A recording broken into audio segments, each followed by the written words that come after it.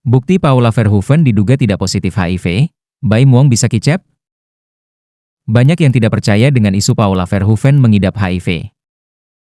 Isu mengenai penyakit tersebut muncul awalnya melalui dugaan putusan perceraiannya dengan Baim Wong yang beredar di media sosial. Mengenai pemeriksaan kesehatan termohon sebelum menikah yang menyatakan termohon dinyatakan positif HIV, bunyi keterangan yang tertulis dalam putusan perceraian yang telah dihapus dari akun Instagram. Semenjak kabar tersebut tersiar, satu persatu video lawas Paula Verhoeven kembali viral. Mulai dari video ketika Paula membahas mengenai HIV dalam suatu acara hingga video dirinya menangis saat ditanya soal berita tersebut. Video lawas Paula yang menjalani proses persalinan menjadi sorotan tersendiri. Kala itu, mantan istri dari Baim Wong ini memang belum mengenakan hijab. Paula berjalan dengan rambutnya yang panjang dan pakaian pasien. Paula yang sedang hamil tua berjalan dengan perlahan demi perlahan, dengan diduga suara Baim Wong terekam dalam video tersebut. Paula tengah hamil tua anak pertama dari pernikahannya dengan Baim Wong, Keanu Tiger Wong. Sesampainya di dalam ruangan, Paula langsung mengenakan penutup kepala untuk pasien yang akan menjalani operasi. Ibu dua anak ini juga terbaring di atas ranjang sembari menjelaskan penjelasan dari dokter yang bertugas. Penjelasan yang ekspresif dari sang dokter berhasil membuat Paula Verhoeven tersenyum. Meski hanya singkat, bahasa tubuh sang dokter serta penampilannya yang biasa saja tanpa pelindung kemudian dikomentari. Pasalnya, baik dokter, perawat, maupun tamu yang hadir tidak mengenakan baju pelindung atau APD yang biasanya dipakai untuk mereka yang berjumpa dengan pengidap HIV.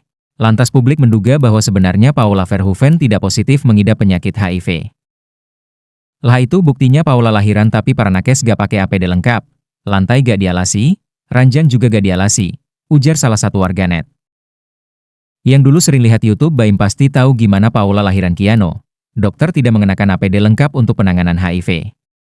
Sudah jelas bisa dilihat Paula di sini sehat, sambung yang lain. Pasalnya, penyakit HIV bisa menular melalui air ketuban selain melalui aliran darah. Beberapa jenis APD yang perlu dikenakan antara lain masker, sarung tangan, hingga face shield. Nakes juga harus menggunakan gaun khusus, sepatu boot, hingga penutup kepala ketika terlibat dalam operasi persalinan dengan pasien adalah seorang pengidap penyakit HIV/AIDS. Sementara itu, ada pula yang kemudian mengingat momen Paula memberikan ASI kepada anaknya. Setahuku dari channel Bapak dulu Keanu Kenzo pakai ASI deh.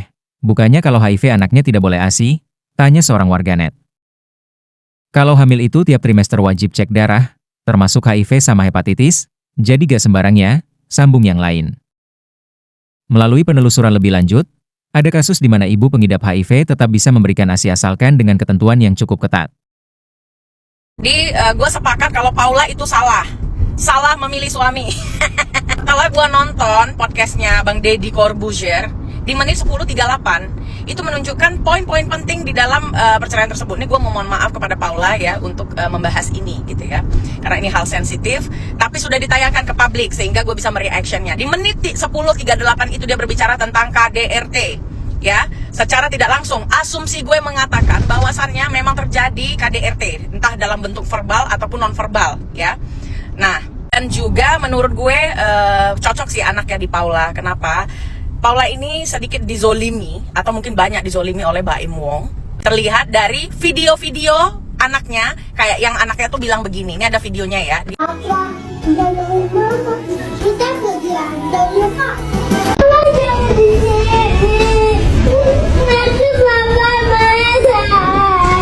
Si anak lelaki tersebut ingin melindungi ibunya dengan cara tidak ingin ketemu, tapi di framing dengan Baim Wong beda lagi gitu ya. Intinya Baim Wong ini kan mantan pemakai narkoba, bukan berarti juga dia gimana-gimana ya, tapi melihat track recordnya yang sering sekali membuat konten prank, dia tuh berbiasa sekali berbohong. Prank itu kan kebohongan ya.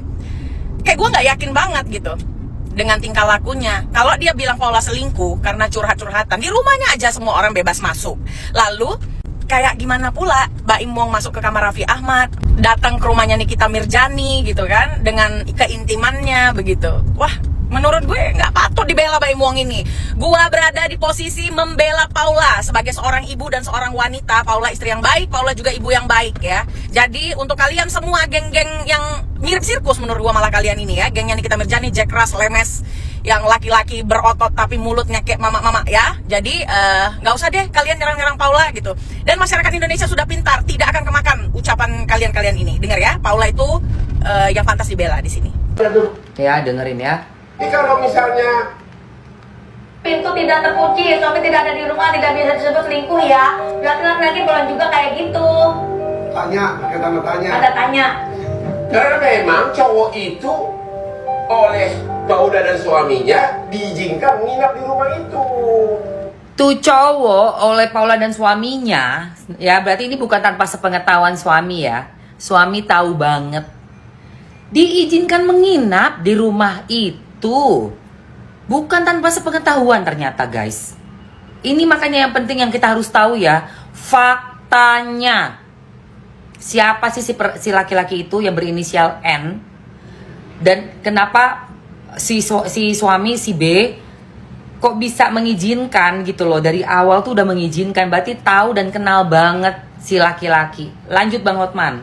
Ini memang tamu keluarga. Tamu keluarga. Kalau misalnya si suami pergi, masa tamunya harus diusir? Benar. Dia tamu keluarga, sering nginap di sini gitu loh. Bagusnya ada orang ketiga kali ya, jadi ada Ya bagusnya jangan kasih nginap cowok di rumah kamu. Harusnya. Jangankan Betul. kasih nginap. Tadi begitu Raffi datang, coba dekat-dekat aspi gua langsung buat jaga. Karena sama-sama buaya darat. Beda ya. Ini Bang Hotman sih kocak banget ya. Bener Bang Hotman bener banget. Harusnya dari awal kalau memang sangat menjunjung tinggi, oh yang bukan muhrim jangan deket-deket. Ngapain lu kasih nginep di rumah? Ngapain tuh orang nginep di rumah? Itu loh masalahnya ya guys. Makanya ini kan jadinya aneh kan. Udah ngopi sayang, udah ngopi ya. Aneh, aduh aneh banget. Kalau memang menjunjung tinggi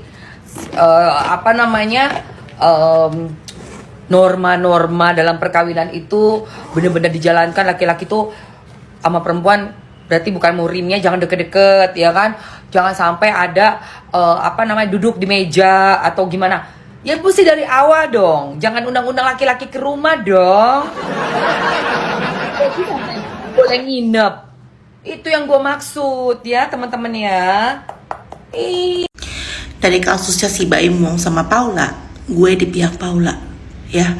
Gue udah nonton podcastnya Paula sama Bang Densu ya. Lah ini mah kayak apa ya, kesalahpahaman menurut gue ya. Karena menurut Paula di rumah itu tuh yang tinggal 11 orang ya kan, 11 orang. Dia juga mengatakan bahwa ya kamar itu kayak bolak-balik aja orang gitu loh ya. Makanya tapi ya ini jadi pelajaran juga buat kita semua guys. Kalau kita udah berumah tangga ya, punya keluarga kecil, jangan ada orang lain. Ada kan yang kisah nyata ipar adalah maut ya kan, mertua juga itu kan. Nah itu makanya kalau keluarga kecil ya udah jangan ada orang lain. Apalagi ini katanya bersebelah tinggalnya di rumahnya si Paula itu ya kan. Mungkin aja saat itu tuh lagi ya ada urusan apa, ngobrol apa gitu kan, salah pahaman gitu sebenarnya kalau menurut gue ya, menurut gue. Tapi ya kata Baim di sosial media, Paulanya yang manipulatif. Bingung gue ya kan. Padahal kalau dari ceritanya Paula di podcastnya Bang Densu tuh, si Paula yang sangat-sangat ingin mempertahankan rumah tangganya. Dia bisa sampai titik dimana nggak salah pun dia minta maaf. Wow. Biasanya cewek yang paling anti minta maaf ya. Tapi di podcastnya Bang Densu tuh si Paula sudah mengatakan dia sudah sampai titik dimana nggak salah pun dia minta maaf. Kepala kamu kan semuanya. Jadi untuk sekarang ini biarkan begitu saja narasi itu. Kamu mau biarkan itu. Coba lawyer dulu. Ya, pertama gini ya, kalau Jadi dari podcast Paula dan juga Dennis Sumargo ini, satu hal yang paling menonjol yang rasanya itu bisa keluar menembus layar HP kita semua adalah rasa capek dan sakitnya jadi Paula Verhoeven. Selama 1 tahun memendam, selama 1 tahun memilih menjadi pihak yang diam dan membiarkan pihak yang lain, mantan suaminya yaitu Baim Wong, merajalela dengan semua tuduhan-tuduhan jahat yang dituduhkan kepada Paula. Dia memilih untuk diam. Dan ternyata ketika hasil persidangan pun keluar, dia tetap ternyata tidak menemukan dan tidak mendapatkan keadilan yang dia harap-harapkan. Selama 1 tahun ini dia diam. Dan ujung-ujungnya dia harus buka suara ketika selesai persidangan kemarin. Dan di podcast Densu dia membuka semuanya. Dan kita bisa lihat beberapa kali dia tertegun karena sakitnya dan lelahnya, dan itu bisa terasa sampai keluar dari layar HP kita masing-masing. Kita berdoa semoga yang terbaik buat Paula Verhoeven. Perjuangan dia menjadi seorang ibu buat anak-anaknya itu akan sangat diperhitungkan Tuhan. Tetap kuat Paula. Sebagai seorang wanita dan seorang ibu, aku sangat bersimpati dan sangat berempati juga sama apa yang Paula alami. Semoga bisa kuat dan bisa terungkap. Katanya mau ada jalur hukum yang mau ditempuh karena dinilai persidangan kemarin itu ada yang melanggar etika.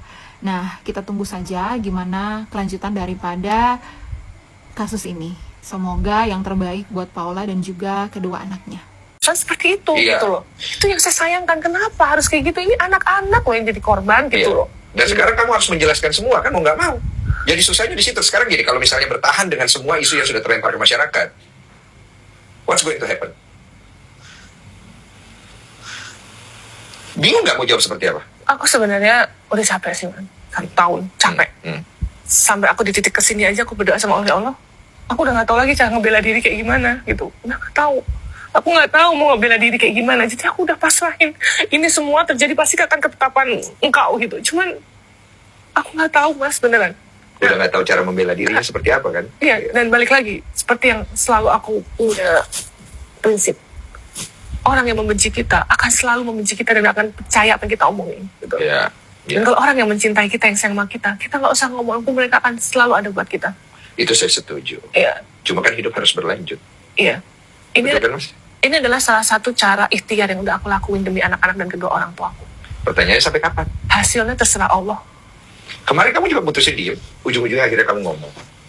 Kamu mau bertahan dengan semua polemik yang sudah terlempar narasi yang di media nih, termasuk yang barusan aku dengar lagi ada berita terbaru, kamu memilih untuk diam, ya. Masalah kamu ada sakit dan lain-lain, kamu udah tahu itu pasti kan.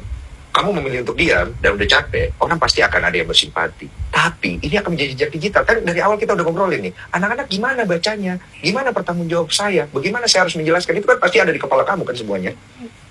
Jadi untuk sekarang ini, biarkan begitu saja narasi itu. Kamu mau biarkan itu. Coba lawyer dulu. Halo guys, mungkin dari kalian udah nonton video-video ini yang udah berseliweran banget di TikTok. Jadi di sini itu Kak Paula bercerita kalau dia itu berusaha banget bagaimana caranya bisa ketemu dengan anaknya walaupun 5 menit saja.